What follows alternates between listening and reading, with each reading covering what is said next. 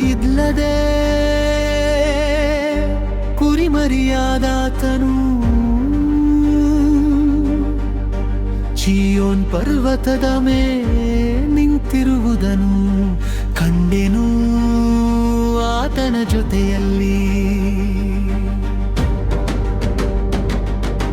1,44,000 ಮಂದಿ ಇದ್ದರು ದವರ ಹಣೆಯ ಮೇಲೆ ಆತನ ಹೆಸರು ಆತನ ತಂದೆಯ ಹೆಸರು ಬರೆಯಲ್ಪಟ್ಟಿದ್ದವು.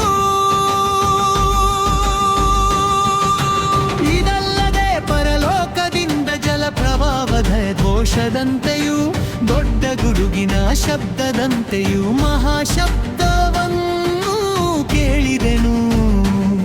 ನಾನು ಕೇಗಾರ ಶಬ್ದವು ವೀಣೆಗಳನ್ನು ನುಡಿಸಿಕೊಂಡು ಹಾಡುತ್ತಿರುವ ವೀಣೆಗಾರರ ಶಬ್ದದಂತಿತ್ತು.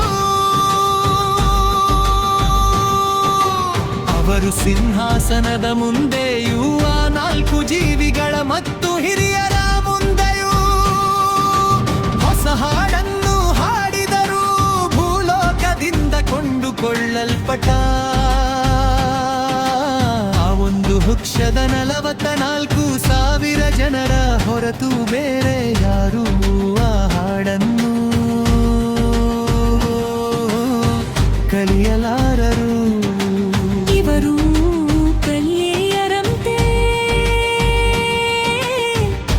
ಕಳಂಕರಹಿತರು,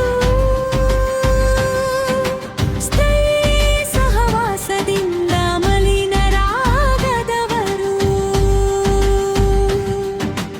ಯಜ್ಞದ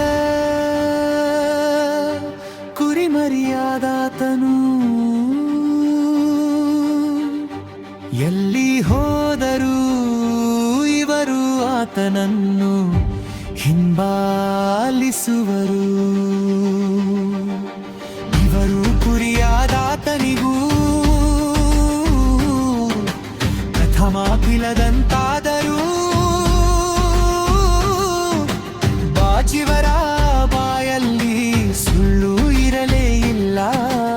ಇವರು ನಿರ್ದೋಷಿಗಳಾಗಿದ್ದಾರೆ.